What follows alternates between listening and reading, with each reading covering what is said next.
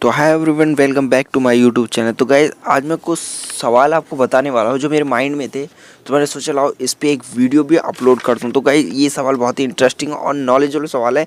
आपके माइंड में कभी ना कभी ये सवाल ज़रूर आते होंगे। अगर आप ट्रैवल करने जाते हैं या फिर कभी किसी प्लेन को हवा में उड़ते हुए देखते होंगे तो डेफिनेटली इनमें से जो कुछ सवाल है, इनमें से डेफिनेटली एक सवाल तो आपके माइंड में ज़रूर आया होगा। तो गाइस, चलिए वीडियो स्टार्ट करते बिना टाइम वेस्ट किए। तो गाइस, सबसे पहला सवाल कि प्लेन में वाइपर होते हैं। जी हाँ दोस्तों, प्लेन में वाइपर होते हैं, लेकिन इस काम क्या करते हैं प्लेन के वाइपर? प्लेन के वाइपर जब काम करते हैं जब हम लैंड करते हैं या फिर टेक ऑफ करते हैं, क्योंकि टेक ऑफ और लैंड करते टाइम पे जो हमारे प्लेन की स्पीड है वो थोड़ी स्लो हो जाती है। इसी वजह से जो उसको हवा में जो मॉइस्चराइज़र होता है वो विंड स्क्रीन पर थोड़ा सा जम जाता है, इसलिए वाइपर्स उसे क्लीन करके लैंड और टेक ऑफ कराते हैं। लेकिन जब हमारा प्लेन हवा में होता है तो उसकी ज़रूरत नहीं पड़ती है आपको। वो क्यों? क्योंकि हवा का रुख तो वैसे ही बहुत तेज़ होता है, हवा तो उस टाइम बहुत तेज़ चलती होती है, इसलिए जो उसकी विंड स्क्रीन पे जो मॉइस्चराइज होता है वो हवा के ज़रिए पीछे चला जाता है, इसलिए विंड स्क्रीन बिल्कुल क्लियर रहती है। लेकिन जब हमारा टेक ऑफ और लैंड करता है हमारा प्लेन तो वाइपर की ज़रूरत पड़ती है, इसलिए प्लेन में वाइपर होते हैं। डेफिनेटली वाइपर होते हैं, 100 में से 10%, 110% वाइपर होते ही होते हैं। तो गाइस, मेरा है दूसरा सवाल कि प्लेन में इतनी ठंड क्यों लगती है जबकि उसका टेम्परेचर जो उसके अंदर का टेम्परेचर होता है वो भी नॉर्मली टेम्परेचर के साथ होता है। जैसे कि हमारे जो ऑफिस में या फिर ऑफिस में या हमारे घर में जो टेम्परेचर होता है वो ही टेम्परेचर हमारा प्लेन में भी होता है। जो कि प्लेन का टेम्परेचर 28 डिग्री सेल्सियस होता है, वही हमारा घर पे भी 28 डिग्री सेल्सियस होता है। लेकिन हमारा प्लेन में कुछ ज़्यादा ही ठंड लगती है। वो क्यों, ये भी मैं आपको बता दूं कि प्लेन में ज़्यादा ठंड क्यों लगती है और हमें घर में इतनी ज़्यादा ठंड क्यों नहीं लगती।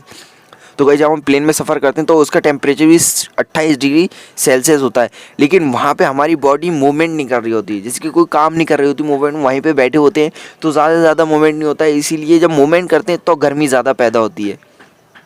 कि जब हम कोई काम करते हैं तो आपने तो देखा ही होगा कि हम कोई काम करते हैं तो हमें गर्मी लगने लगती है, बहुत ज़्यादा गर्मी लगने लगती है। जैसे कि हम एरोप्लेन में तो कोई काम करता नहीं है, वह सब बैठे रहते हैं एक तरफ बैठे रहते हैं, इसलिए बॉडी मूवमेंट नहीं करती, तो वहाँ पे ज़्यादा ठंड होती है, ज़्यादा ठंड लगती है 28 डिग्री सेल्सियस पे भी। लेकिन वही 28 डिग्री सेल्सियस हमारे ऑफिस वगैरह में भी होता है, तो उसमें हमें ज़्यादा ठंड क्यों नहीं लगती? उसमें हमें इसलिए ज़्यादा ठंड नहीं लगती क्योंकि हमारी बॉडी जो है लगातार मूवमेंट करते रहती है। कभी हम कुछ करते हैं या फिर बोलते चलते रहते हैं, कभी किसी से बोल लिए कभी किसी से बोलिए, तो हमारी जो अंदर की हीट होती है यानी कि बॉडी टेम्परेचर होता है वो थोड़ा हीट फेंकता है, बोलने से थोड़ा टेम्परेचर कवर करता है, इसलिए 28 डिग्री सेल्सियस पे हमें यहाँ पे गर्मी लगती है और प्लेन में ज़्यादा ठंड लगती है। तो गाइस, हमारा तीसरा सवाल है कि प्लेन में हॉर्न होते हैं। जी हाँ दोस्तों, बेशक होते हैं, प्लेन में हॉर्न भी ज़रूर होते हैं। लेकिन आप सोचते होंगे कि प्लेन में हॉर्न क्यों होते हैं? क्योंकि जब प्लेन हमारा हवा में जाएगा तो वहाँ पे कोई ट्रैफिक तो होगा नहीं, ना ही हमें किसी पक्षी को वहाँ पे डिस्टर्ब करना होगा। प्लेन तो वैसे ही इतनी ऊंचाई पे जाता है कि पक्षी तो वहाँ पे जा भी नहीं पाएगा। अगर बाई चांस चली भी जाए तो वहाँ पे जो है किसको डिस्टर्ब करेंगे, ना वहाँ पे ट्रैफिक होता है, वैसे भी हॉकिंग क्यों करेंगे, वहाँ पे ट्रैफिक तो होता नहीं है। लेकिन हॉर्न होता है प्लेन में। ऐसा क्यों होता है ये भी मैं आपको बता दूं। जब हमारा प्लेन लैंड करता है तो हॉर्न की ज़रूरत पड़ती है। वो क्यों ज़रूरत पड़ती है? जो हमारे ग्राउंड पे जो वर्कर्स काम करते हैं वो हॉर्न बजा के, पायलट हॉर्न बजा के बताता है कि हाँ प्लेन लैंड कर रहा है, अपना थोड़ा हट जाइए। अपनी सेफ्टी पर्पज़ के लिए वो हॉर्न बजाते हैं ताकि किसी को कोई नुकसान ना हो प्लेन के ज़रिए, इसीलिए प्लेन में हॉर्न होते हैं। क्या प्लेन में ब्रेक्स भी होते हैं? जी हाँ दोस्तों, प्लेन में ब्रेक्स भी होते हैं। लेकिन प्लेन में ब्रेक्स क्यों होते हैं? वहाँ पे कोई ट्रैफिक थोड़ी ना है, ना वहाँ पे हवा में ब्रेक मारने की ज़रूरत पड़ती है। लेकिन ब्रेक्स का भी बहुत ज़्यादा इम्पोर्टेंट काम होता है। वो क्यों? जब हमारा प्लेन लैंड करता है तो हमें ब्रेक्स की बहुत ज़्यादा ज़रूरत होती है। अगर हम ब्रेक्स नहीं लगाएंगे, प्लेन में ब्रेक्स नहीं लगेंगे तो हमारी चीज़ चलती रहेगी और वो कहाँ जाके रुकेगी ये तो खुद को भी नहीं पता। इसीलिए ब्रेक्स होते हैं, उसमें लैंडिंग करते टाइम ब्रेक्स की ज़रूरत पड़ती है। और हवा में, जब हमारा हवा में प्लेन होता है तो हवा का रुख बदलने के लिए, इधर से उधर रुख बदलने के लिए भी ब्रेक्स का यूज़ करते हैं। और वो कैसे हवा बदलते हैं ये तो भाई पायलट ही जानता, हम नहीं जानते। वो सॉरी, पांचवा सवाल है कि आसमान की ऊंचाइयों पर कि प्लेन का दरवाज़ा खोल सकते हैं। जी हाँ दोस्तों, प्लेन का दरवाज़ा खोल सकते हैं, लेकिन प्लेन का दरवाज़ा खोल सकते हैं लेकिन ऐसा कोई करने नहीं देता। अगर बाई चांस आप करने की कोशिश भी करते हैं तो पायलट जो वहाँ पे प्लेन्स के अंदर जो होते हैं वो आपको रोक लेते हैं, लेकिन अगर आप करना चाहें भी तो अभी नहीं कर सकते, क्योंकि गाइस उतनी ही ताकत लगती है जितनी कि 12,000 किलोग्राम वज़न उठाने में या फिर खींचने में जितनी ताकत लगती है उतनी ताकत हवा में प्लेन का दरवाज़ा खोलने में लगती है। लेकिन ज़मीन पे ग्राउंड पे बहुत जल्दी ओपनली खुल जाता है, क्योंकि उसमें एयर प्रेशर कम होता है। एयर प्रेशर तो होता नहीं है, लेकिन बाहर ऊंचाई पे जब हम चलते हैं तो ऊंचाई पे जब हमारा प्लेन उड़ता होता है तो वहाँ पे एयर प्रेशर बहुत तेज़ होता है, इसीलिए जो है इतना वेट लगता है, इतना ज़्यादा ताकत लगती है। और आम इंसान की बस की तो बात है नहीं भाई, जो इतना वेट अगर कोई उठा सकता है तो भाई उठा भी सकता होगा, लेकिन मुझे नहीं पता। लेकिन आम इंसान जो है वो तो बहुत मुश्किल से भाई 12,000 किलोग्राम जितनी ताकत लगती है, जितना वेट उठाने में ताकत लगती है उतना ही वेट उसमें खींचने में उसमें ताकत लगेगी। तो दोस्तों आपने कभी सोचा है कि प्लेन का रंग सफ़ेद ही क्यों होता है? कोई और से रंग का भी तो होता है, लेकिन ज़्यादातर प्लेन हमारे सफ़ेद रंग के ही क्यों होते हैं? तो गाइस चिंता ना करिए, इस सवाल का जवाब भी मैं आपको दूंगा। अगर माइंड में आपकी सवाल चलता है तो इस सवाल का जवाब भी मैं आपको दूंगा। मैं बैठा हुआ यहाँ पे। तो गाइस हमारे प्लेन का रंग सफ़ेद ही क्यों होता है? तो गाइस सबसे पहले मैं आपको बता दूं कि जो हमारा वाइट रंग होता है बहुत ज़्यादा अट्रैक्टिव होता है, बहुत ज़्यादा अट्रैक्टिव होता है। तो प्लेन का सफ़ेद रंग बहुत ज़्यादा अट्रैक्टिव होता है, वो हर किसी को रिफ्लेक्ट करता है। और वो जो हमारा वाइट रंग होता है, यानी कि वाइट कलर होता है हमारे प्लेन का, वो थोड़ा ठंडा भी रहता है और आसानी से रिफ्लेक्ट करता है। हर किसी को दिख भी जाता है कि हाँ वाइट कलर का कोई प्लेन है, या फिर बहुत सारे कलर होते हैं प्लेन के, लेकिन वाइट कलर ज़्यादातर होता है, क्योंकि इसके भी कई सारे फैक्ट्स हैं, कई सारे काम होते हैं अपने अपने कलरों की भी। तो गाइस हमारा वाइट कलर इसलिए होता है ताकि हमारे अगर प्लेन पे कोई नुकसान है, जैसे कि नुकसान कैसे होता है, यही प्लेन्स पे टर्बुलेंस आते हैं, जिसकी बिजली कड़कना हो गई, जब बिजली कड़कती है तो हमें टर्बुलेंस आता है, तो उससे कोई बिजली से कोई स्क्रैच वगैरह आ जाती है, तो उसको डेंटिंग पेंटिंग करने के लिए वाइट कलर बहुत आसानी से स्क्रैच दिख जाती है, इसलिए उसको ठीक करने के लिए वाइट कलर इसलिए होता है प्लेन में। तो गाइज अब हमारा है अगला सवाल। तो गाइज अगर आपने प्लेन के इंजन को गौर से देखा होगा तो उसमें एक वाइट कलर का स्पाइरल मार्क लगा होता है, जो कि इंजन के बिल्कुल सेंटर पे होता है, जो राउंड राउंड घूमता है। वही, जी हाँ दोस्तों, वही जिसकी आप स्क्रीन पे फोटो भी शो करते हो, फोटो भी मैं दिखा रहा हूँ आपको स्क्रीन पे। ये चीज़ क्या आपने कभी सोचा है कि ये क्यों बनाते हैं भाई?